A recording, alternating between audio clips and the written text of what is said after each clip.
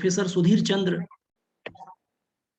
गांधी को नैतिक पूंजी, अनूठी और अनोखी किस्म की नैतिक पूंजी के तौर पर उनकी शख्सियत को या उनके विचार को व्याख्यायित करते रहे हैं।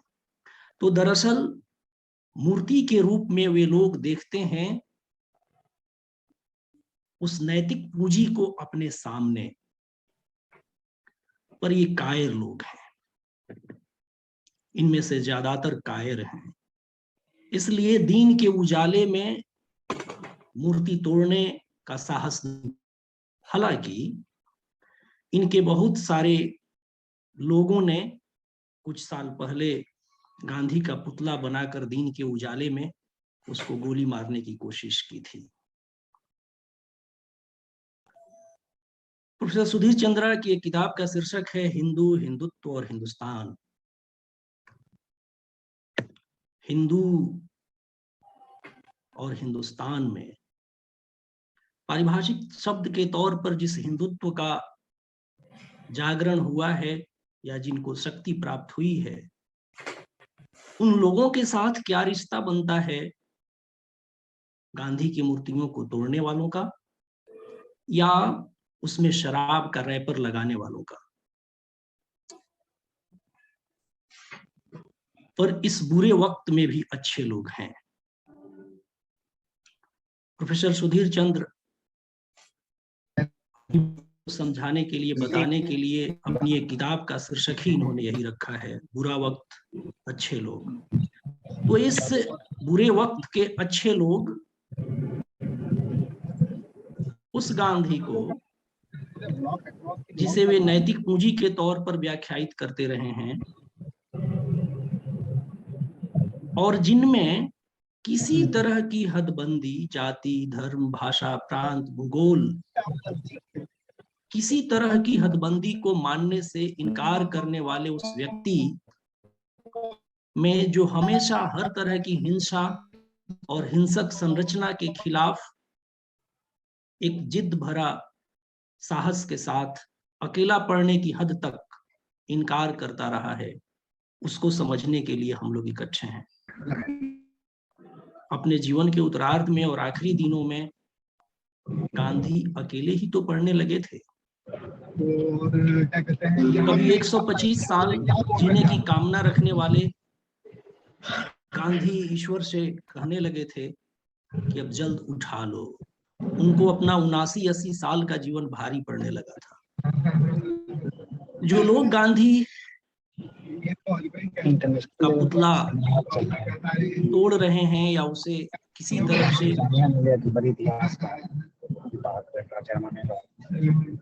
डैमेज करने की कोशिश कर रहे हैं, वे दरअसल इस धरती पर जो असंभव संभावना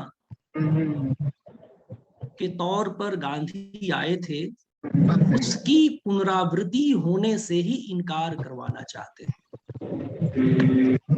तो बहुत हाल में तोड़ा गया, शराब के रैपर लगाए गए। हम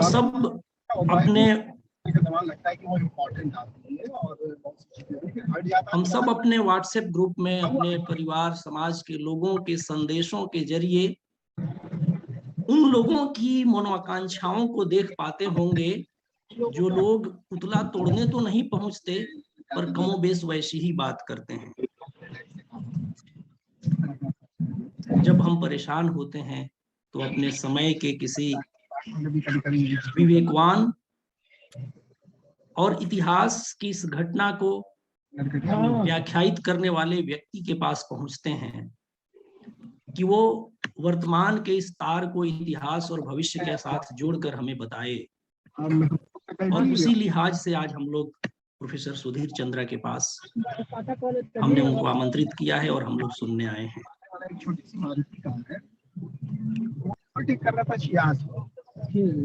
नवेंदु जी, अब हम प्रोफेसर सुधीर चंद्र साहब बोलेंगे। सबका म्यूट करा दीजिए प्लीज, पीछे से शोर आ रहा है। हाँ, अब हम प्रोफेसर सुधीर चंद्र जी से आग्रह करते हैं कि वो आए और अपनी बात रखें। और इसके पहले साथियों से अनुरोध है कि अपना जो स्पीकर है बंद कर दें, थोड़ा शोर आ रहा है, सुनने में कठिनाई हो रही है। बाकी साथी अपना स्पीकर अभी तत्काल बंद कर लें। तो एक हमारा कलीग जो था वो किसी दूसरे डायरेक्शन में प्रोफेसर चंद्रा साहब जी वहाँ चलेगा।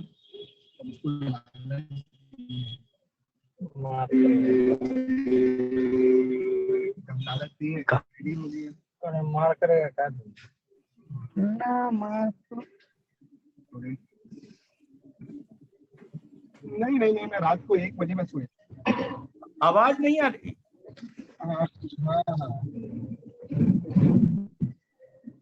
अब आ रही जी जी जी जी आ रही है। नवेंदु जी आप रंजीत बंद कराइए जी आवाज आ जा रही है। दोस्तों, ये जो कार्यक्रम आज आयोजित किया गया है, ये एक दुखद घटना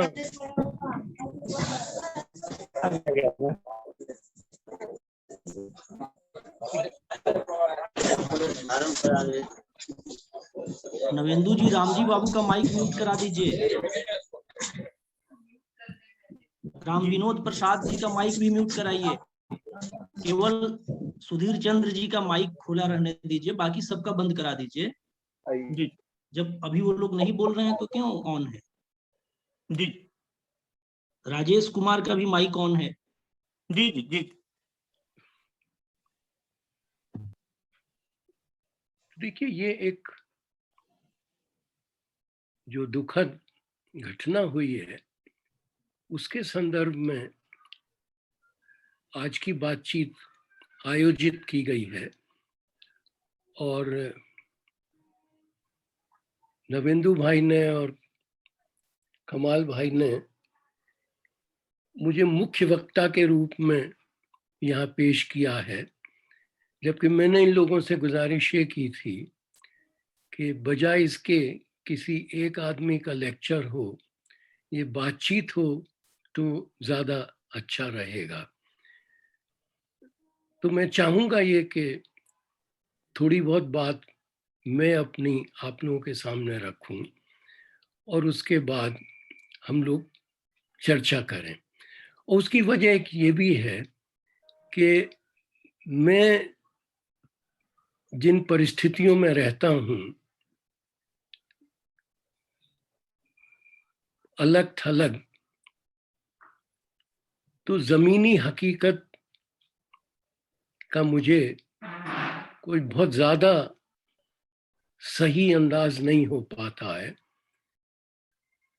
जबकि आप में से अधिक लोग उससे परिचित हैं और साथ ही साथ पढ़ने लिखने वाले लोग भी हैं। मैं सिर्फ पढ़ने लिखने वाला हूँ, ज़मीनी हकीकत से काफ़ी दूर रहता हूँ। तो हम दोनों को एक दूसरे से बातचीत करने का ये मौका मिल रहा है। मैं इस तरह से आज की शाम को देख रहा हूँ। राजीव ने शुरू में जिस तरह की बातों का इशारा किया, मैं कुछ उसी दिशा में अपनी बात को कहना चाहता हूँ। और शुरू इससे करता हूँ कि एक घटना वो कितनी भी दुखद क्यों न हो, केवल एक घटना के संदर्भ में गांधी की बात करने का कोई खास मतलब नहीं होता। और खास तौर से तब जबकि वो घटना कोई इकलौती घटना न हो। ये घटना हमारे यहाँ, इस तरह की घटनाएं हमारे यहाँ घटित होती रही हैं। पहले छिटपुट होती थी, अब ज्यादा जल्दी हो रही हैं। पहले दबे छुपे होती थी, अब खुलेआम हो रही हैं।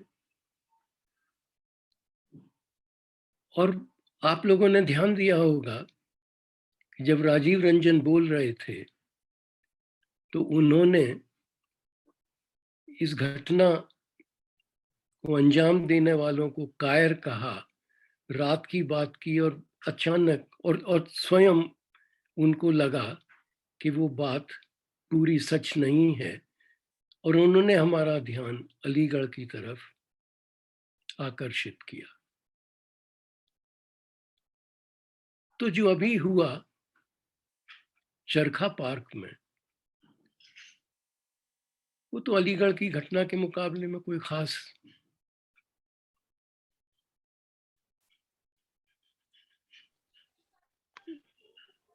उस तरह से दुखदाई नहीं है जैसे कि अलीगढ़ वाला था। लेकिन बात ये नहीं कि कौन ज्यादा दुखदाई घटना है और कौन सी कम दुखदाई घटना है। ये सारी घटनाएं हो इसलिए थी कि गांधी के विरोध में जो लोग खड़े हुए और जिसकी शुरुआत गांधी के अपने जीवन में ही हो गई थी, जिस विरोध की वे शक्तियां आज पहले के मुकाबले में बहुत ज्यादा सशक्त और बहुत संगठित हो गई।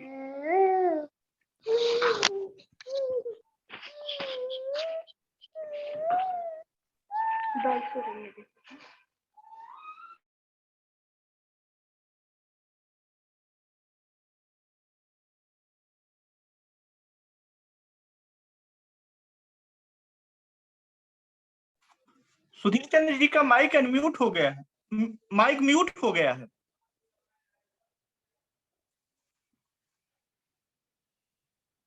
जी सुधीर चंद्र जी का माइक बंद। हाँ जी, वहीं से म्यूट कर दिया गया।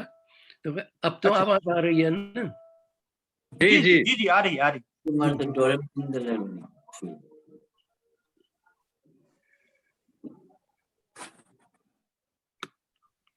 और आगे बढ़ने से पहले मैं एक और बात कहूं कि जो सामग्री मेरे पास मेरे अनुरोध पर साथियों ने भेजी इस घटना के संदर्भ में, उस सामग्री को सुनते और पढ़ते वक्त मेरा ध्यान कुछ बातों की तरफ खास तौर से गया और उनको मैं इस वक्त आपके सामने रेखांकित करना चाहता हूं।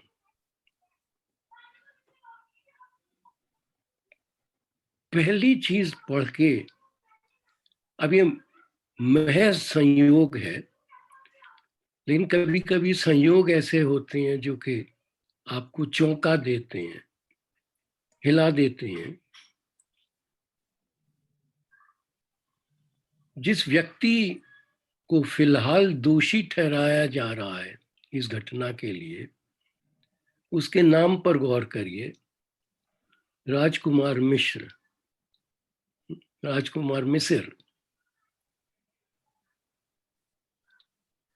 अब मुश्किल है कि राजकुमार मिश्र का नाम पढ़ के इनके ही एक पूर्वज नामा राशि की याद आपको न आए। आप समझ ही गए होंगे कि मैं उस व्यक्ति को याद कर रहा हूं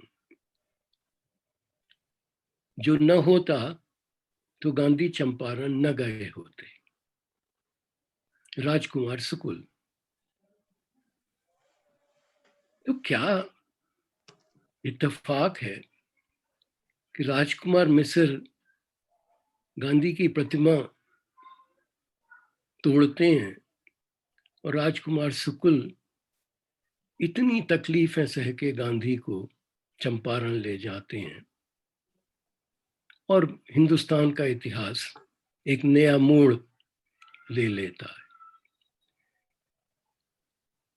इसी सामग्री में मैंने ये भी देखा कि अब कहा जा रहा है कि 15 दिन के अंदर अंदर गांधी की एक और प्रतिमा चरखा पार्क में पुनः स्थापित कर दी जाएगी।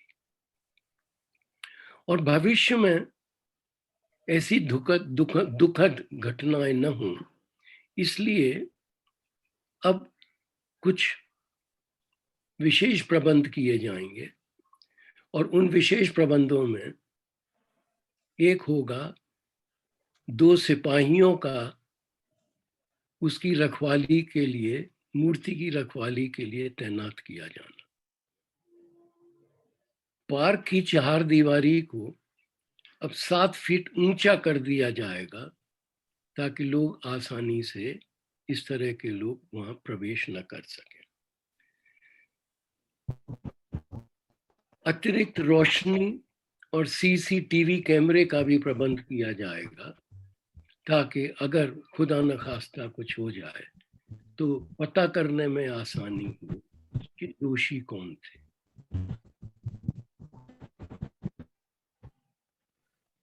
अब दोस्तों, सवाल ये है,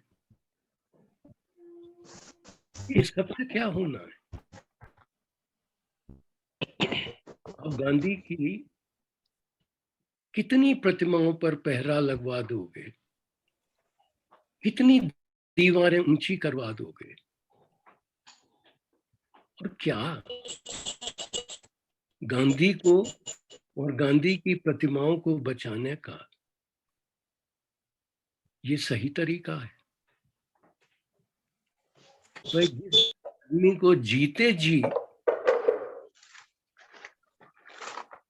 हम न बचा पाए, उसकी मूर्तियों को हम बचाने की इस तरह से कोशिश करें, तो मुझे उसमें कहीं कोई एक बुनियादी खोट नजर आती है। उस नजरिए में उस तरह की कोशिश, गांधी की मूर्तियों के साथ जो हो रहा है, मैं उसको गांधी के साथ जो हुआ उससे जोड़ना चाहता हूं, क्योंकि जो आज प्रतिमाओं के साथ हो रहा है वह उसी की कड़ी है जो गांधी के जीते जी गांधी के साथ हुआ था।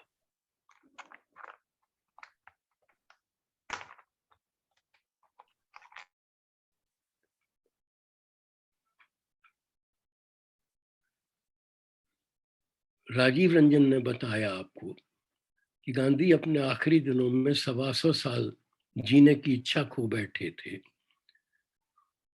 और ईश्वर से प्रार्थना करने लगे थे कि अब वो उनको ऊपर उठा ले। और गांधी बार बार अपने मरने की बात करते थे, मरने के लिए तैयार थे, मरने की प्रार्थना कर रहे थे, और कहीं उनको आभास हो गया था कि उनका अंत आ गया है। दोस्तों, इस संदर्भ में मैं आप लोगों को एक ऐसी बात बताना चाहता हूं जिसका मेरे ऊपर बहुत जबरदस्त प्रभाव पड़ा है। और मुझे लगता है कि गांधी को जो लोग भी मानते हैं, गांधी के महत्व को, ऐतिहासिक महत्व को, न केवल हिंदुस्तान के इतिहास में बल्कि विश्व के इतिहास में उनके महत्व को समझना चाहते हैं, उन सारे लोगों को ये कहानी विदित होनी चाहिए। अमेरिका ने 5 बहुत बड़े ऐसे पत्रकार पैदा किए जो गांधी के परम भक्त थे। लुई फिशर का नाम आप लोग सब जानते हैं, और बाकी के नाम मैं इस वक्त नहीं लूंगा। इन 5 पत्रकारों की कड़ी में जो अंतिम व्यक्ति आता है वो है विंसेंट शीन। विंसेंट शीन अपने फार्म हाउस में रह रहे थे जब हिंदुस्तान आजाद हुआ, और जैसे ही हिंदुस्तान आजाद हुआ विंसेंट शीन को इच्छा हुई कि उन्हें गांधी से मिलना चाहिए। तो उनके एक दोस्त थे शरर, विलियम शरर। ये गांधी के परम भक्त थे और गांधी के साथ राउंड टेबल कॉन्फ्रेंस और उससे पहले रह चुके थे। और शरर की एक अद्भुत किताब है गांधी ए मेमोir, गांधी एक संस्मरण। तो विंसेंट शीन न्यूयॉर्क आए, विलियम शरर को फोन किया कि मुझे तुमसे तुरंत मिलना है। दोनों की मुलाकात हुई और विंसेंट ने कहा विलियम से कि तुम तो गांधी को बहुत पहले से जानते हो, मेरी मुलाकात तुम करवा दो गांधी से, मुझे फौरन गांधी से मिलना है। तो विलियम शरर बोले कि भाई मैं तो तुमसे गांधी की इतनी बातें करता था, लेकिन कभी तुमने गंभीरता से लिए ही नहीं मेरी बातों को, और आज अचानक तुमको क्यों ऐसी इच्छा हो रही है गांधी से मिलने की। तो विंसेंट शीन ने कहा कि नहीं, ऐसा नहीं है, मैं बहुत दिनों से गांधी का भक्त हूं, लेकिन मैं ये जानता था कि मैं खुद इस योग्य नहीं हूं कि उनसे मिलके कुछ हासिल कर सकूं। लेकिन अब मैं जानता हूं कि गांधी का अंत आ गया है और गांधी मरे उससे पहले पहले मैं उनसे मिल लेना चाहता हूं। तो विलियम शरर ने कहा कि गांधी मरने की क्या मतलब है, गांधी मरे उससे पहले तुम मिलना चाहते हो। उसने कहा नहीं, गांधी मर रहे हैं और मैं उससे पहले उनसे मिलना चाहता हूं।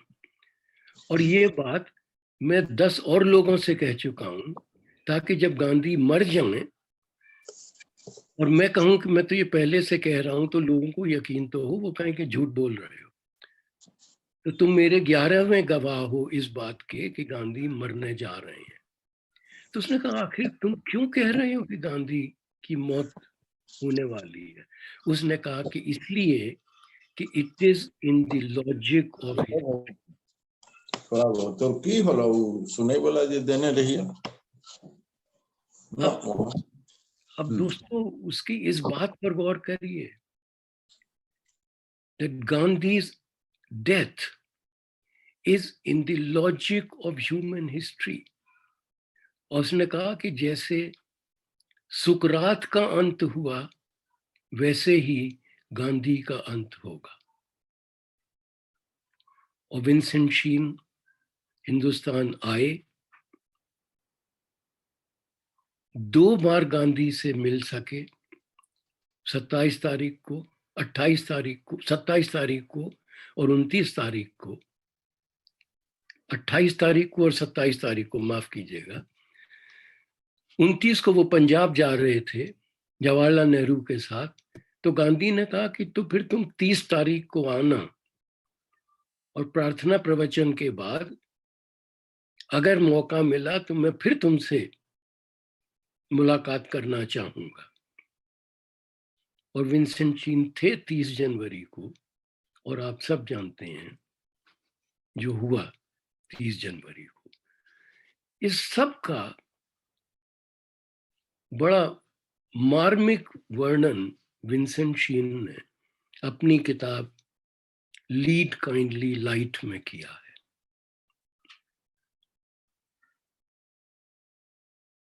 और गांधी के मारे जाने से 5 या 6 दिन पहले विंसेंट शीन ने अपनी डायरी में लिखा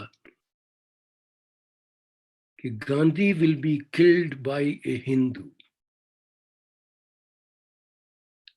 अब इन दोनों बातों पर गौर कीजिए कि गांधी का मरना लाजिम है और गांधी को एक हिंदू मारेगा।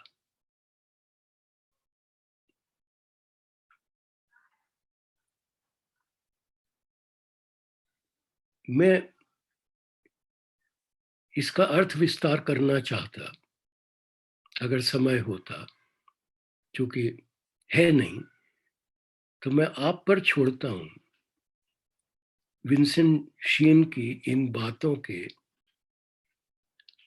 अर्थ का मर्म समझने के लिए, जब आप इसके मर्म को समझने की कोशिश कीजिए, जो असल बात है वो ये है कि 30 जनवरी को गांधी का मारा जाना अनिवार्य था। वो अनिवार्यता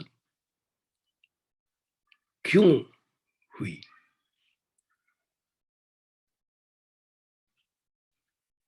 और अगर हम उस मारे जाने को न रोक पाए तो गांधी को जो बार बार मारा जा रहा है आजाद हिंदुस्तान में, उसको हम कैसे रोक सकते हैं? प्रतिमाओं पर पहरा बिठा के, 7-7 फीट ऊंची दीवारें बना के, सीसीटीवी कैमरे लगा के, या किसी और तरह हमें गांधी की रक्षा करनी होगी। और ये भी कि गांधी की रक्षा का क्या अर्थ है? गांधी की रक्षा गांधी की रक्षा नहीं है। गांधी की रक्षा हमारी अपनी रक्षा है। गांधी की रक्षा हमारे अंदर बैठी जो मानवता है, जो गहरी नींद में फंस चुकी है, उस मानवता को जगाने का मतलब है गांधी को सुरक्षित रखना। तो ये तो हमारे अपने हित में है कि हम गांधी को जीवित रखें, गांधी की हत्या होने से रोकें। और उसका फिर असल तरीका क्या होगा? उसका असल तरीका निष्पक्ष जांच करवाना नहीं है। जो सामग्री मेरे पास भेजी गई उसमें यह भी है कि मांग की गई है कि इसकी जांच कराई जाए, ये क्यों हुआ। अरे भैया, काहे काहे की जांच कराओगे? ये घटना अकेली घटना होती तो उस जांच का कोई अर्थ भी होता। ये तो इस तरह है कि आप गांधी की छाया को बचाने की कोशिश कर रहे हैं, गांधी को नहीं। तो गांधी की छाया को बचा के कर क्या लेंगे हम? तो अगर उस तरह से हमें गांधी को सुरक्षित रखना है, यानी अपने आप को सुरक्षित रखना है, अपने अंदर की इंसानियत को सुरक्षित रखना है, तो मुझे लगता है कि हमारा बुनियादी फर्ज ये हो जाता है, जरूरी फर्ज ये हो जाता है कि उस मानसिकता से निपटने की कोशिश करें,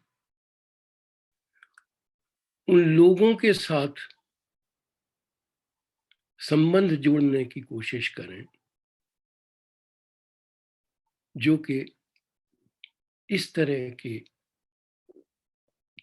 कृत्य करते हैं और इस तरह के कृत्यों का अनुमोदन करते हैं। अगर हम उनको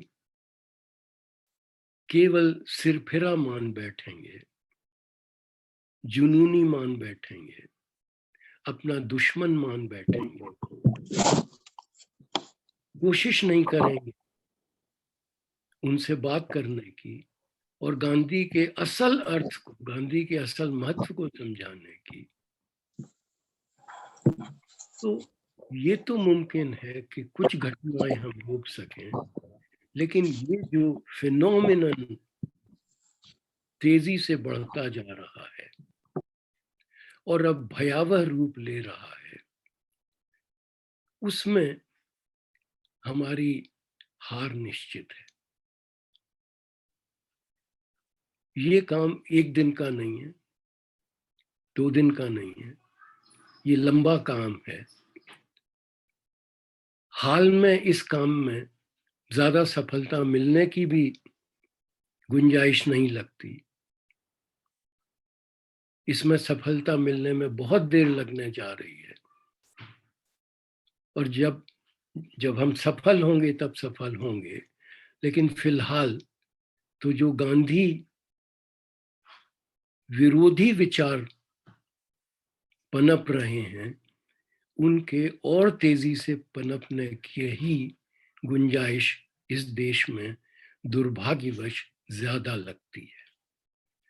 तो दोस्तों, मैं फिलहाल यहीं रुकना चाहता हूं, और आप लोगों की टिप्पणियां, आप लोगों की प्रतिक्रियाएं, और मान लीजिए कोई प्रश्न है तो उनकी प्रतीक्षा करूंगा।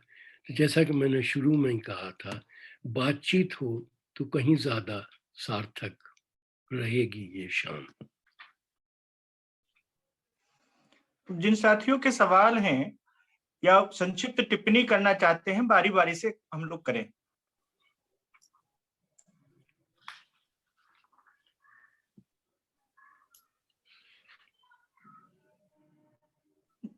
जी, लोग अपना माइक अनम्यूट कर करके जो साथी सवाल रखना चाहें, सवाल के फॉर्म में हो तो ज्यादा बढ़िया। माननीय सुधीर चंद्रा जी से मैं ये जानना चाहता हूँ। सर नमस्कार जी। मैं उमाकांत बोल रहा हूँ आगरा से।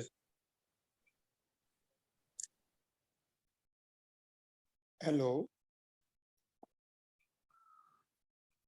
जी, मैं अरविंद वरुण बोल रहा हूँ, गांधी शांति प्रतिष्ठान का कार्यकर्ता हूँ, मुजफ्फरपुर केंद्र से जुड़ा हूँ। सुधीर चंद्रा सर से मेरा एक सवाल है। एक जानने की उत्सुकता है कि गांधी की हत्या के बाद जब आरएसएस पर प्रतिबंध लगा और फिर वह प्रतिबंध कुछ महीनों बाद ही अरविंद भाई, थोड़ा सा आवाज कम आ रही है, आवाज कम आ रही है। जी, मैं फिर से दोहरा देता हूँ। जी, सुधीर चंद्रा जी को नमस्कार। मेरा एक सवाल है कि गांधी नहीं, आवाज और तेज कीजिए, आवाज नहीं आ रही। आवाज वरुण जी, आवाज थोड़ी और तेज कीजिए। अब मिल रही है आवाज? कम आ रही है। माइक नजदीक लीजिए। माइक को और नजदीक कर लीजिए ना। नहीं, बिल्कुल नजदीक है। आवाज नहीं मिल रही है? जी, कम आ रही है, आ रही है, धीरे आ रही है। अच्छा, तो सुधीर चंद्रा जी से मेरा एक सवाल है कि गांधी की हत्या के बाद आरएसएस पर प्रतिबंध लगा, लेकिन वह प्रतिबंध कुछ ही महीनों बाद हटा लिया गया। क्या आरएसएस को समझने में पटेल से भूल हुई? उन्होंने कुछ आरएसएस के प्रति, या तो आरएसएस ने उनके साथ धोखा किया, या आरएसएस के प्रति उन्होंने कुछ सरासयता दिखला दी, जिसका खामियाजा आज हम लोग भुगत रहे हैं। सुधीर चंद्रा जी से एक इतिहासकार के रूप में मैं समझना चाहूंगा इस प्रसंग को।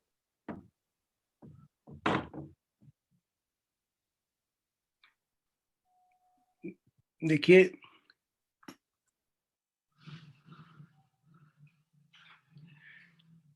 मैं जो बात कहना चाह रहा हूं उसमें तो निहायत गैर जरूरी है आरएसएस पर प्रतिबंध।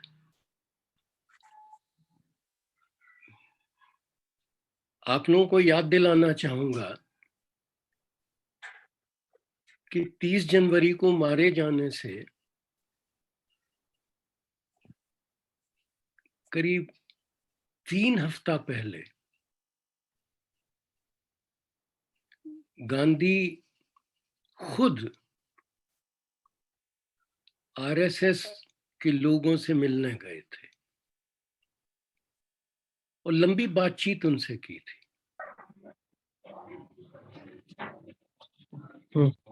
तो गांधी तो सबसे बात करते थे और बोलते थे कि किसी पर आप प्रतिबंध लगा के किसी भी समस्या का समाधान नहीं कर सकते। भाई, आप न भूलें कि गांधी के हिंद स्वराज पर भी अंग्रेजी सरकार ने प्रतिबंध लगाया था। प्रतिबंध लगा के क्या रोक लेते हैं? तो हमारा ये कानूनी कार्रवाई में कुछ ऐसा अतिशय विश्वास हो गया है कि हर समस्या का समाधान हमको कानून में ही दिखाई पड़ता है। तो पटेल को आरएसएस के को लेके किसी तरह का कोई भ्रम नहीं था। पटेल अच्छी तरह जानते थे और ये भी समझते थे कि भले ही सारे लोगों पर कार्रवाई न हो पाए कानूनी, लेकिन हमें मालूम है कि क्या हुआ है।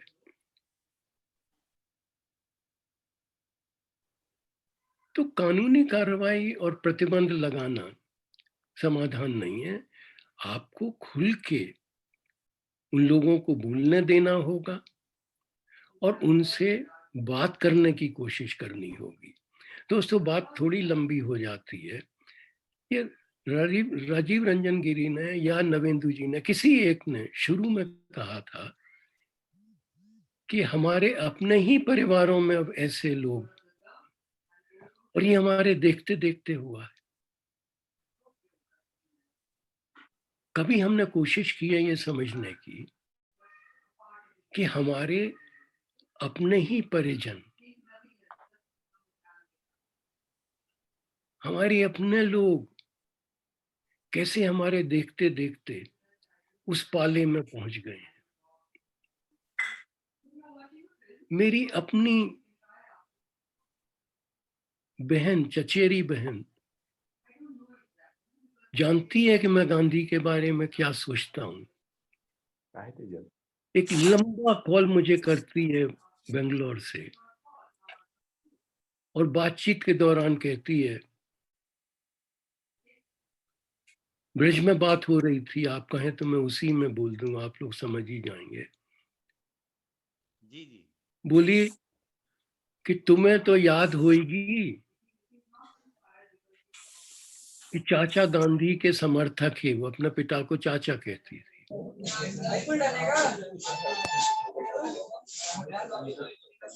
तुम्हें तो मालूम है वे कितने समर्थक है गांधी के। कभी मंदिर में नहीं घुसते, लेकिन गांधी की तस्वीर पे माला चढ़ाते रोज। हम तो ऐसे बाप की बेटी हैं सुधीर। अब जरा गौर करें, मेरी अपनी बहन ऐसे बाप की बेटी मुझसे कह रही है, लेकिन तुम्हें क्या बताएं, हमने गॉडसे के बारे में पढ़ी, बाकी कविताएं पढ़ी, हम रोन लगे। असल देशभक्त हो, बड़ो अच्छो करो, गांधी को मार दो बाने।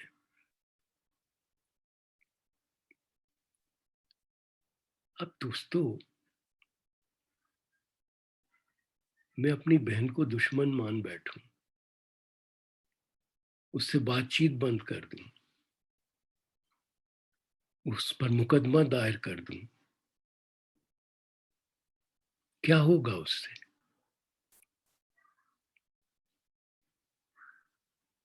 तो इस तरह के मेरे कहने का कोई अर्थ ही नहीं रहेगा। मैं अपनी बात कहने में बिल्कुल विफल हो जाऊंगा अगर आपके मन में जरा भी ये भाव रहे कि हम जिस समस्या से इस समय जूझ रहे हैं, उस समस्या का निदान कानून के पास है, पुलिस के पास है। धन्यवाद।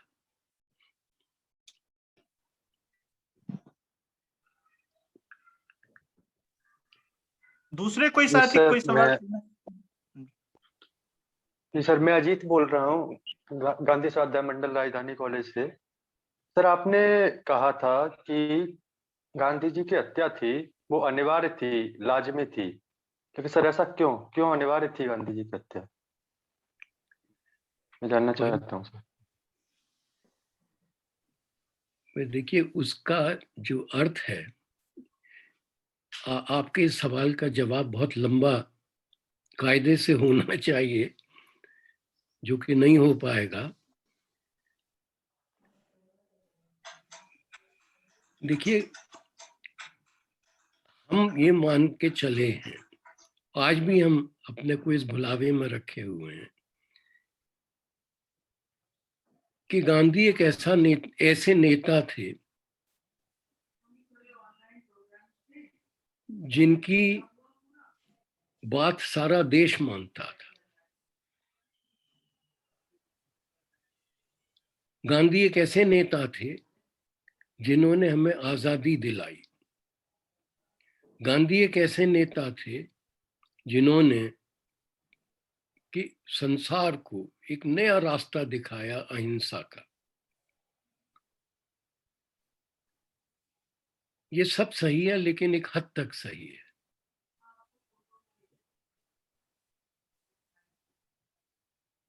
इसी हकीकत का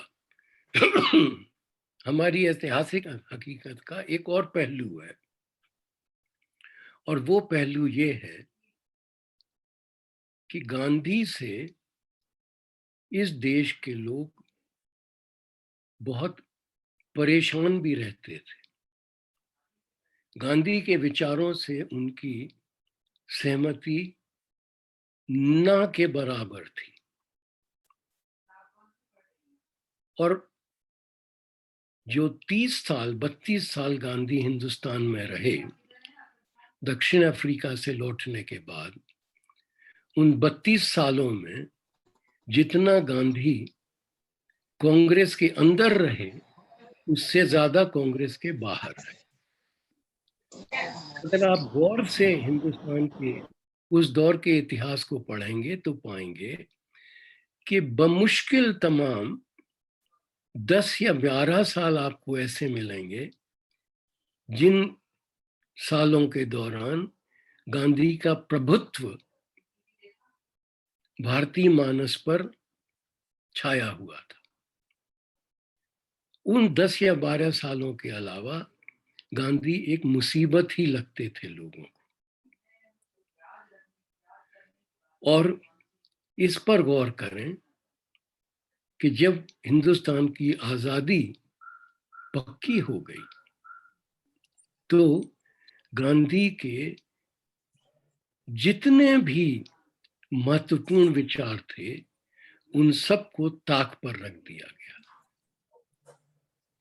और अगर आपको दो टूक बात बुरी न लगे तो मैं कहूंगा कि असलियत ये है कि गांधी को ही दरकिनार कर दिया गया उन आखिरी 2-2.5 सालों में।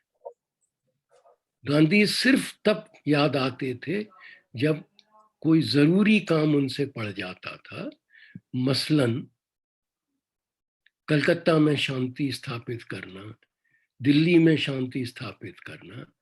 वरना हिंदी का एक बड़ा कमाल का शब्द है जो कि अब भाषा से निकलता चला जा रहा है, उसको कहती हैं अनखाना। जैसे आप अपने घर में अपने बूढ़े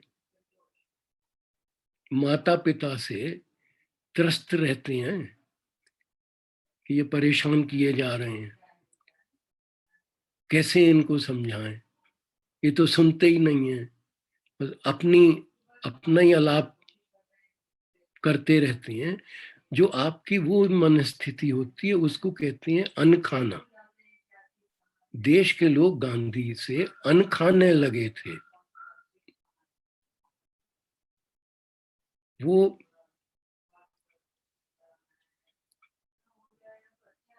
अहिंसा को नकार दिया। गांधी देश का विभाजन नहीं चाहते थे। 3 जून को पटेल और नेहरू वायसरॉय की मीटिंग में गए और वहां विभाजन कांग्रेस की तरफ से स्वीकार कर आए, और मीटिंग से आने के बाद गांधी को बताया कि भाई कांग्रेस ने विभाजन मान लिया है। गांधी चाहते थे कि देश हिंद स्वराज के रास्ते पर चले, आजाद हिंदुस्तान। नेहरू ने कहा कि बापू वो तो नहीं हो सकता है। तो भाई अगर आप हिंदुस्तान के इतिहास के इस पक्ष को समझेंगे तो आपकी समझ में ये बात आ जाएगी कि गांधी एक बोझ बन गए थे देश और देश के नेताओं के लिए। लेकिन चूंकि गांधी इतना बड़ा नाम है और गांधी ने हमारे लिए एक ऐसी जबरदस्त नैतिक पूंजी अर्जित कर छोड़ी है कि हम उस नैतिक पूंजी से अपने को वंचित नहीं करना चाहते। तो नैतिक पूंजी तो हथियाए रखना चाहते हैं, लेकिन उस आदमी को सिवाय नाम में और किसी मामले में अपनाना नहीं चाहते। तो गांधी एक ऐसा बोझ बन गए थे जो लगभग नाकाबिले बर्दाश्त हो गया था। और भाई मैं दो छोटे छोटे किस्से आपको सुना दूं। एक किस्सा नहीं, एक हमारे प्रख्यात कवि हैं, उनकी दो लाइनें मैं आपको सुना रहा हूं।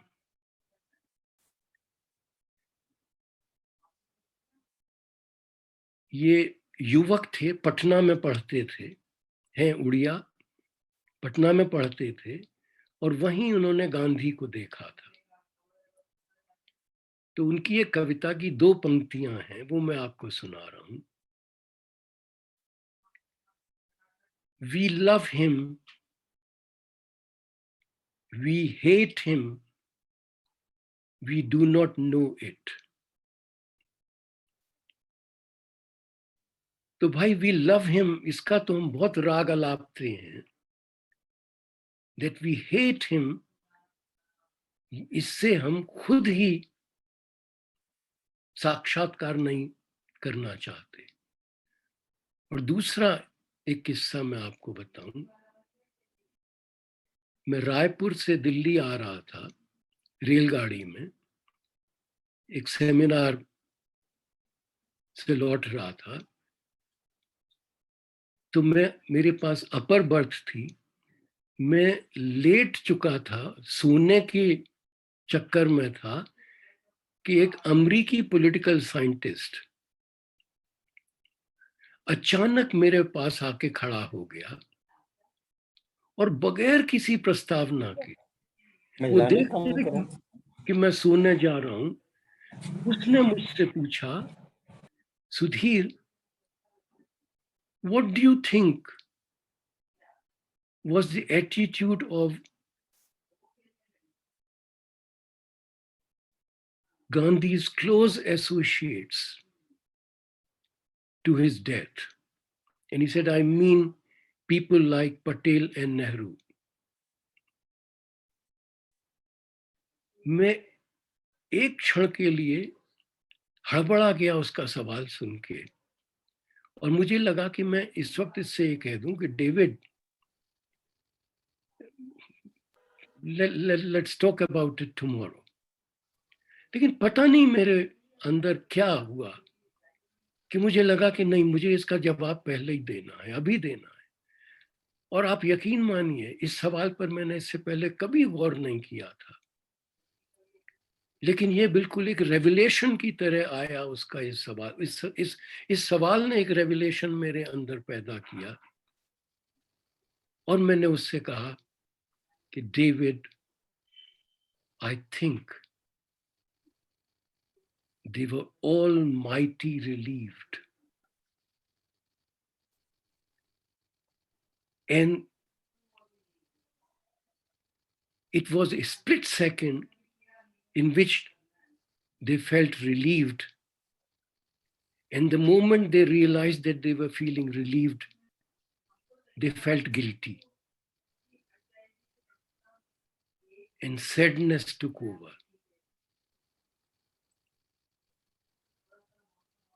Even they managed to forget their relief and only remembered that sadness. तो भाई ये जो चीज होती है, मैंने जो विंसेंट शीन का जिक्र किया, उसने कहा कि like Socrates Gandhi has to be killed. और विलियम शरर, जिसका कि मैंने जिक्र किया, जिससे मिला था विंसेंट शीन, बाद में जब वो गांधी पर अपनी किताब लिखने लगा तो उसने विंसेंट शीन के सुकरात के साथ साथ ईसा मसीह को भी जोड़ा. और एक और बात मैं आपको बताऊं, कृष्णा सोबती हमारी इतनी बड़ी कथाकार, वो लगभग 21 साल की थी, 21 साल 20 साल, जब गांधी की हत्या हुई. और उस समय का उनका एक ऐसा मार्मिक, रुला देने वाला छोटा सा लेख है कृष्णा सोबती का, और उस लेख का शीर्षक है पितृहत्या. तो जो आप सवाल मुझसे पूछ रहे हैं, ये इतना मुश्किल और इतना पेचीदा सवाल है जिस पर बहुत लंबी चर्चा की जरूरत है. पूरा एक मनोविज्ञान है पितृहत्या का, बड़ा साहित्य है इसका. तो ये जो गांधी की हत्या है, ये एक विचारधारा नहीं कर रही, एक व्यक्ति नहीं कर रहा, हम सब इसके भागीदार हैं. कभी मौका मिले तो आशीष नंदी को पढ़िएगा इस पर, लेकिन वो नहीं भी पढ़ने का आपको मौका मिले तो गांधी के आखिरी दिनों में गांधी जो कह रहे हैं उसको पढ़िए. राजीव रंजन ने तो थोड़ा इशारा किया भी है उन आखिरी दिनों पर, गांधी के अकेले पड़ जाने पर. भाई और कुछ नहीं भाई, तो बस एक चीज याद रख लीजिए, और वो चीज है कि गांधी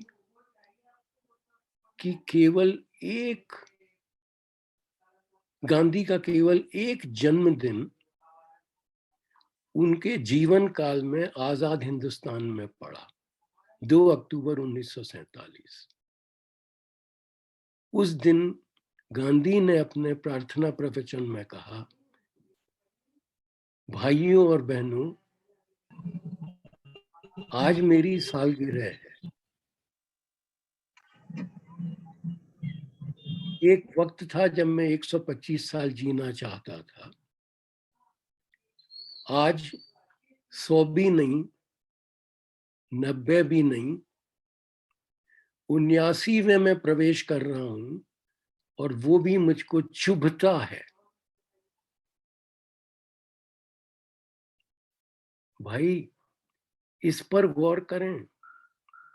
आपको इतिहास की किताबें ये नहीं बताएंगी कि एक जन्मतिथि पड़ती है गांधी की उनके जीवन काल में, और उस दिन वो कहते हैं कि मुझे जीते रहना, वो कहते हैं जिंदा पड़ा हुआ हूं, ये भी मुझको चुभता है. इस पर गौर करिए कि जब जिसको हम राष्ट्रपिता कहते हैं उसको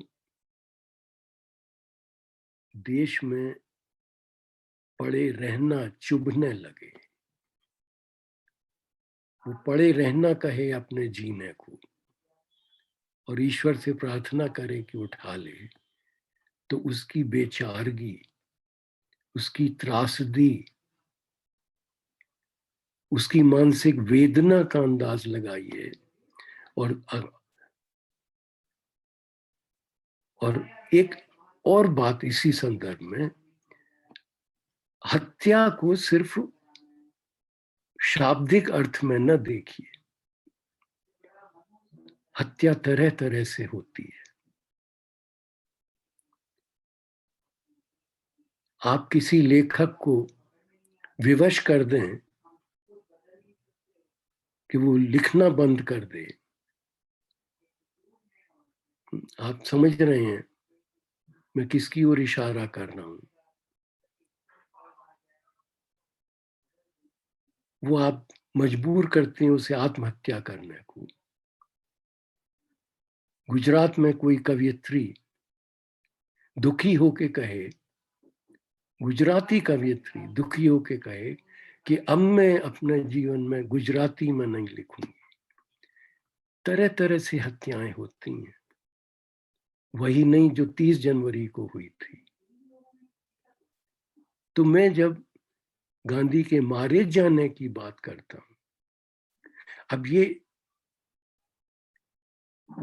बहुत ही ट्रेजिक बात है कि गांधी उस तरह से तो मारे ही जा रहे थे। 30 जनवरी को उनके पार्थिव शरीर का अंत भी हो गया। लेकिन जब गांधी की हत्या की मैं बात करता हूं तो उसमें ये भी जोड़ देता हूं कि गांधी की हत्या संभव है ही नहीं। गांधी कहते थे कि I shall continue to grow. जरा गौर करिए, लिव ही नहीं, also to grow. I shall continue to grow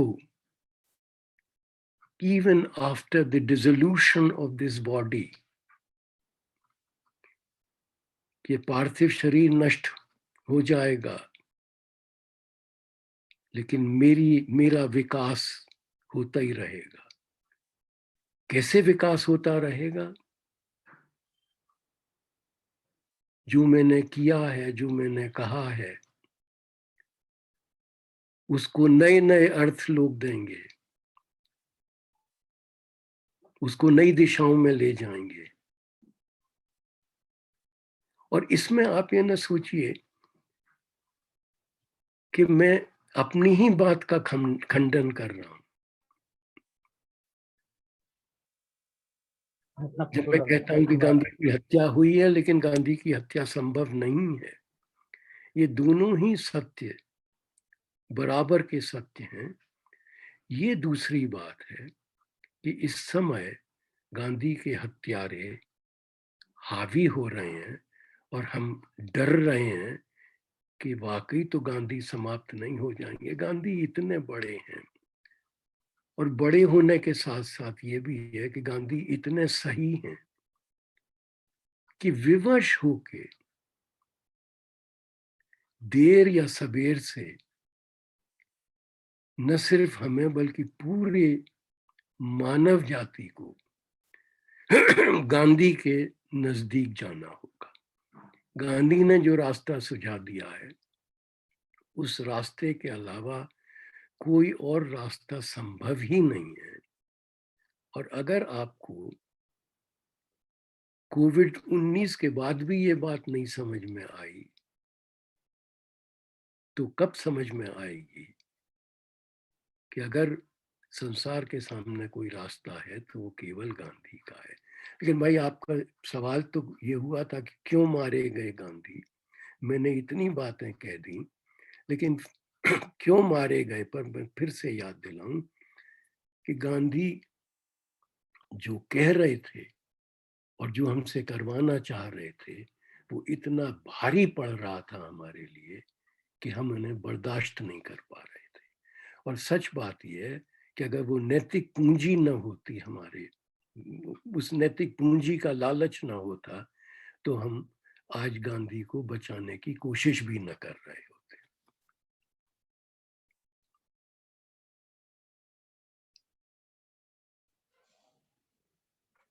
कोई साथी और कोई सवाल? नमस्कार सर, मैं रंजीत कुमार महली हूँ, लोहरदगा झारखंड से। आपका जो आज का वक्तव्य था बड़ा उपयोगी है, शिक्षाप्रद भी। आपने अमेरिकी पत्रकार विंसेंट सीन की चर्चा की और मेरी तो जिज्ञासा बढ़ गई उनको लेकर के। उन्होंने कहा कि गांधी को मरना होगा या गांधी मारे जाएंगे, तो उनके ऐसा कहने का आधार क्या था? क्या उनको ये पता चल गया था जो उनके खिलाफ जो है सो भारत में जो साजिश हो रही थी, या क्या था उनका ऐसा कहने का आधार? भाई देखिए, जो मैंने अभी कहा वही फिर कहूं कि विंसेंट शीन तो अपने कंट्री हाउस में बैठे हुए हैं, यहाँ हिंदुस्तान में ही लोगों को नहीं मालूम कि किस तरह की साजिश हो रही है। विंसेंट शीन बेचारे को क्या मालूम होता? विंसेंट शीन कोई बड़ी बात कह रहा है। विंसेंट शीन कह रहा है कि ये मानव इतिहास जिस तरह से चला है, चलता आ रहा है, उस इतिहास के तर्क में ये निहित है कि गांधी मारे जाएंगे। तो अभी पिछले सवाल के जवाब में जो मैंने कहने की कोशिश की वो यही है, अगर आप सिर्फ 30 जनवरी को गांधी की हत्या देख रहे हैं तो गांधी की हत्या के अर्थ को समझ ही नहीं पाएंगे। तो वहां ये नहीं है कि ये एक साजिश हो रही है और केवल वो साजिश, उस पर ही बात खत्म हो जाती है। वैसे ही जैसे कि बात ये नहीं है कि राजकुमार मिश्र ने मूर्ति तोड़ी चरखा बाग में या किसी और ने तोड़ी और उसकी न्यायिक जांच कराई जाएगी।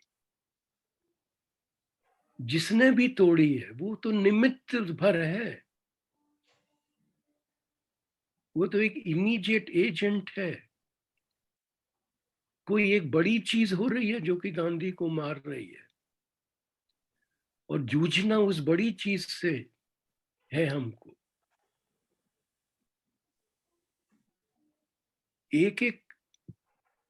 एक राजकुमार मिश्र की बात नहीं है, एक नाथूराम गोडसे की बात नहीं है, और केवल उनकी बात नहीं है जिनको कि हम पहचानते हैं गांधी विरोधियों के रूप में।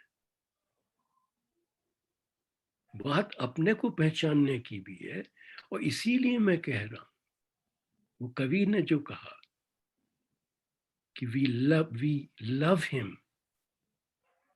we hate him, we do not know it। Gandhi के साथ अपने संबंध को समझने की कोशिश करें, और देखें कि क्या हम खुद तो उत्तरदायी नहीं हैं उस स्थिति के लिए जहां कि आज हम पहुंच गए हैं। तो विंसेंट शीन कोई और बात कह रहा है, वो एक कॉन्स्पिरेसी की और साजिश की बात नहीं कह रहा है। उसके लिए ये जरूरी नहीं है पता करना कि ऐसा कुछ होने, ऐसी तैयारियां हो रही हैं या नहीं हो रही हैं, वो जानता है। तो वो इसीलिए सुकरात की बात हो रही है, इसीलिए ईसा मसीह की बात हो रही है। वो कृपा करके उस व्यापक अर्थ को की ओर थोड़ा ध्यान दीजिए। धन्यवाद। उमाकांत जी का नवेंदु जी, जी का बोलिए। उमाकांत चौबे जी ने सबसे पहले सवाल के लिए उठाया था, तो उनसे सवाल ले लीजिए। जी जी हाँ सर, उमाकांत जी। हाँ सर, जी। नमस्कार। हाँ, मैं आगरे से बोल रहा हूँ सर, आपके पुराने शहर आगरे से।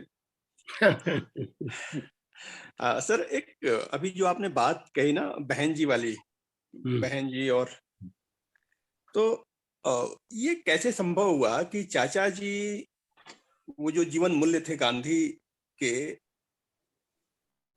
उसको अपने बच्चे तक नहीं पहुंचा पाए और गोडसे सफल हो गया, या गोडसे की विचारधारा, विचार प्रक्रिया सफल हो गई अपनी बात समझाने में बहन जी को? ये कैसे हुआ? ये तो पुरानी पीढ़ी की बात है सर। ये पुरानी पीढ़ी की बात नहीं है, ये आज की पीढ़ी की भी बात है जी। अब चूंकि आपने पीढ़ियों की बात कर दी, तो ये भी उसमें जोड़ दूं कि मेरा भांजा गांधी भक्त है। जी। तो उसकी माँ अगर अपने पिता की गांधी भक्ति को नहीं समझ पाई, तो वो अपने गांधी द्वेष को अपने बेटे तक नहीं पहुंचा पाई है। जी जी। तो ऐसा नहीं है कि ये पीढ़ियों की ही बात है। मतलब मेरा मतलब था कि कहीं क्या चूक, क्या भूल चूक हुई? देखिए, ये चूक नहीं होती, एक ही पिता की। जी। भाई मेरे पिता, हम दो भाई हैं। जी। मेरा छोटा भाई गांधी का नाम बर्दाश्त नहीं कर सकता। तो ऐसा थोड़ी है कि मेरे पिता की चूक हो गई मेरे छोटे भाई की परवरिश में, उन्होंने कोई चमत्कार कर दिया मेरी परवरिश में। उन्होंने तो अपने तई दोनों को बराबर का स्नेह दिया, बराबर का ध्यान दिया। देखिए, ये व्यापक शक्तियां इस वक्त इस समाज में चल रही हैं, और उन व्यापक शक्तियों से जूझने में हम नाकाम रहे हैं। और जब तक हम ये नहीं समझ सकते कि गांधी की मौत, गांधी की प्रतिमाओं पर हमले, ये एक बड़ी प्रक्रिया से जुड़े हैं, और ये वही प्रक्रिया है जो कि फादर स्टेन स्वामी की मौत संभव बना देती है। ये वही प्रक्रिया है जो कि 6 दिसंबर 92 संभव बना देती है। ये वही प्रक्रिया है जो 6 दिसंबर के कांड को, या कांड पर सर्वोच्च न्यायालय की मुहर लगवा देती है। ये फिलहाल मैं केवल जी इशारे से ये बात कह रहा हूं। जी सर। जी जी। ये जो एक मानसिकता, प्रबल मानसिकता व्यापक से व्यापकतर होती जा रही है, ये खेल तो सारा वो है। तो मेरे चाचा बेचारे कुछ नहीं कर सकते थे, वैसे ही जैसे कि मेरे पिता कुछ नहीं कर सकते थे, और हम नाकाम हुए हैं। इसलिए मैं अपने दायित्व, अपने अपने दायित्व की बात कर रहा हूं, हम सबके अपने दायित्व की बात कर रहा हूं जी। कि मुझसे कहाँ चूक हो रही है कि मेरे अपने घर वाले, मेरा भतीजा मुझसे कहता है, अब जरा गौर करें कि मेरा भतीजा मुझसे कहता है, दवाइयां बनाने वाला, कि ताऊ जी ये इतिहास है, आप जानते नहीं।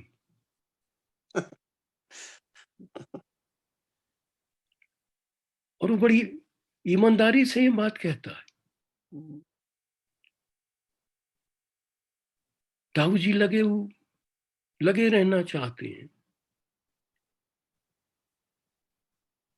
तो मेरे चाचा और मेरे पिता असफल नहीं हुए थे क्योंकि उनको मालूम ही नहीं था कि ये हो रहा है, लेकिन मैं अपने को असफल मानता हूं कि मेरे देखते देखते, और कोई एक हो चौबे जी तो गिनाऊं, और अगर आप आगरा के चौबे हैं तो संभव है कि माथुर चतुर्वेदी हो। हाँ, नहीं सर, आगरे के नहीं है। नहीं, मेरा मतलब माथुर चतुर्वेदी। हाँ, तो आपकी जाति तो भरी पड़ी है ऐसे लोगों से। जी। तो ये जो हो रहा है वो आप ही की जाति में ये पिछले 20 साल या 25 साल से हो रहा है। और मैं जब आपकी जाति की बात कर रहा हूँ तो केवल आपकी जाति की बात नहीं कर रहा हूँ भाई, ये भी तो देखिए विडंबना और संयोग जो भी कहना चाहें कि मिसिर जी भी ब्राह्मण और सुकुल जी भी ब्राह्मण। हाँ सर, सुकुल अलीगढ़ में चंपारण अलीगढ़ में जो कांड हुआ उसमें भी वही लोग थे। तो देखिए ये मैं तो सिर्फ इतना कहना चाहता हूं कि जिस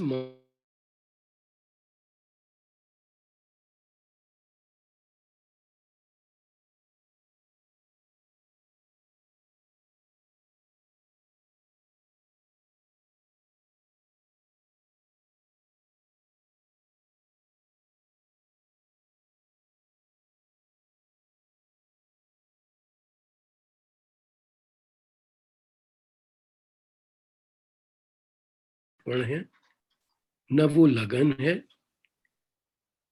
और न उस तरह का भाव है, हम कमजोर वहां पड़ रहे हैं। गहन है यह अंधकार। चैतन्य मित्र जी, आप कुछ कहना चाह रहे थे? जी चैतन्य मित्र, प्रणाम सर, मैं बेगूसराय से चैतन्य मित्र बोल रहा हूँ। मेरी आवाज जा रही है ना सर? हाँ, आ रही है। मैं ये जानना चाह रहा था कि चूंकि चंपारण में गांधी जी की प्रतिमा तोड़े जाने के कुछ अपने अलग मायने हैं, तो इसका क्या जन प्रतिकार होना चाहिए आपकी नजर में? देखिए, पहले तो मैं ये कहूं कि चंपारण में होने के अपने मायने की बात ही मैं नहीं मानता। जी जी। चंपारण गांधी का अपना है, गुजरात गांधी का अपना है, हिंदुस्तान गांधी का अपना है, जगत गांधी का अपना है। चंपारण का कोई ऐसा विशेष संबंध गांधी से नहीं है जो कि गुजरात का नहीं है या देश का नहीं है। कल वर्धा में हो, वर्धावासी कहें कि वर्धा का विशेष संबंध है, न जाने कितनों का विशेष संबंध है गांधी से। तो मेरे लिए वो कोई विशेष महत्व की बात है ही नहीं। जो असल मुद्दा है वो ये है कि गांधी जो हम सब के थे,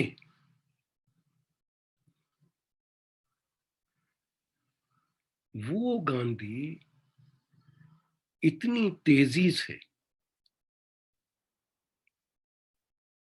हमारे लिए बेगाने ही नहीं दुश्मन बनते जा रहे हैं। तो इसीलिए मैं उस मानसिकता पर जोर दे रहा हूं जिस मानसिकता के तहत ये संभव हो पा रहा है। कुछ भी विशिष्ट नहीं है उसमें जो चंपारण में हुआ है, और इसीलिए मैंने इस बात पर शुरू में ही जोर दिया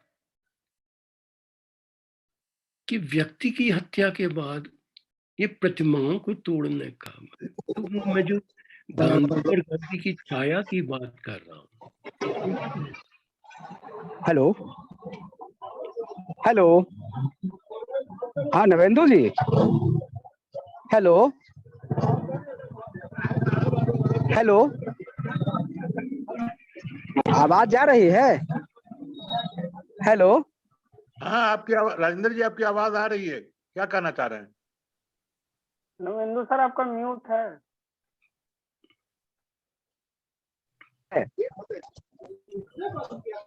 हेलो, आपकी आवाज आ रही है राजेंद्र जी। मेरा ये कहना था कि जिस रामराज की गांधी कल्पना करते थे, उसी रामराज को आज आरएसएस आगे करके उसकी पार्टी इस देश की एकता अखंडता को तोड़ने पे लगी हुई है, और वो दिन दूर नहीं कि एक नई पाकिस्तान का फिर जन्म हो सकता है।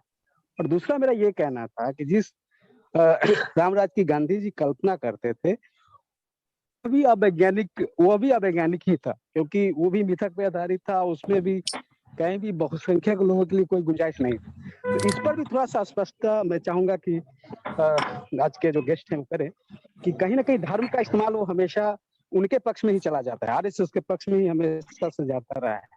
तो इस पे क्या कोई वैकल्पिक आगे कोई ऐसी नीति बननी चाहिए, या उस तरह का चीज हो जो इस तरह का इस्तेमाल आरएसएस ना कर पाए?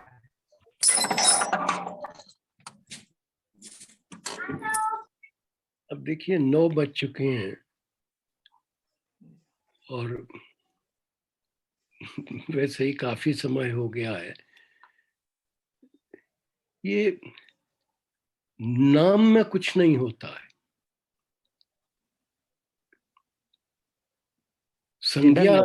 संज्ञा का अपने आप में कोई अर्थ नहीं। संज्ञा चाहे वो धर्म हो चाहे राम हो।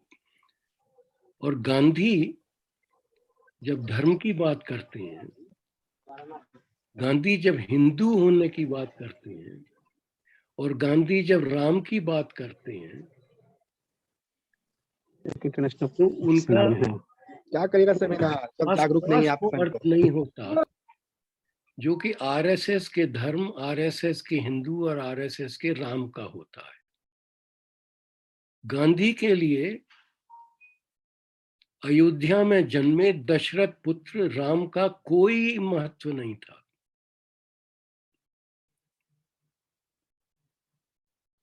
गांधी के लिए उस हिंदू धर्म का कोई अर्थ नहीं था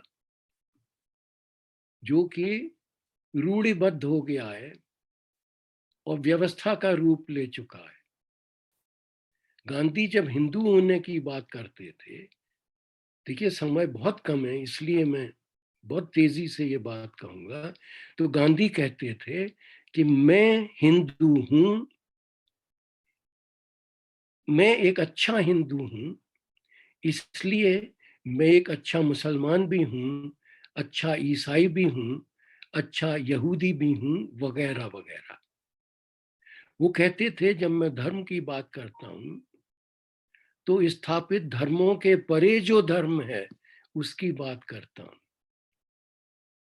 तो गांधी का राम राज्य उसका दूसरा अर्थ है।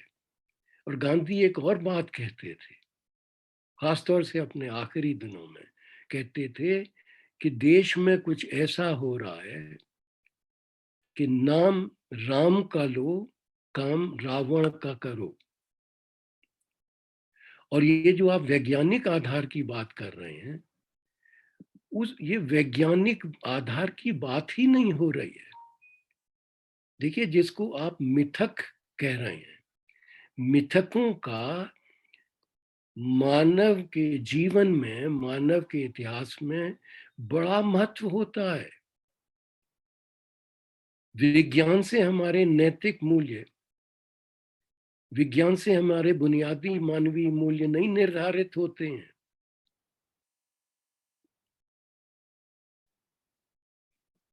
तो अगर गांधी ने राम की बात की तो वो अपने आदर्श राम की बात करते थे और राम उनके लिए एक प्रतीक थे। अगर आप विज्ञान की बात करते हैं तो वो तो आरएसएस से आपको बात करनी होगी। इतिहास की बात करते हैं तो आरएसएस से आपको इतिहास की बात करनी होगी। गांधी के लिए विज्ञान का एक दूसरा अर्थ है और इतिहास का दूसरा अर्थ है। और गांधी के यहाँ वैसे ही जिस तरह रविंद्रनाथ टैगोर के यहाँ मिथ बहुत महत्वपूर्ण है। लेकिन अगर ये बात हम समझ सकें कि गांधी के राम और आडवाणी के राम में और मोदी के राम में बुनियादी फर्क है, और हमें ये भी और मैं आपसे कहूं कि 92 के बाद से मैं ये मानने लगा हूं कि सारी जिंदगी धर्म से दूर रहने के बाद मेरे लिए ये अनिवार्य हो गया कि मैं अपने को हिंदू कहूं और ये कहूं कि हिंदुओं के नाम में जो किया जा रहा है वो हिंदुओं को शोभा नहीं देता। मैं ये कहूं कि मैं हिंदू हूं और चूंकि मैं हिंदू हूं तो मैं ये भी कहना चाहता हूं कि मैं हिंदू वैसे ही हूं जैसे कि गांधी हिंदू थे, न कि वैसे जैसे कि आडवाणी है।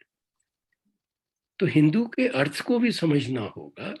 तो आप केवल संज्ञा के समानता देख के कि धर्म, हिंदू, राम, ये भी राम के यहाँ है और ये आरएसएस के यहाँ भी हैं, इसलिए दोनों एक हैं।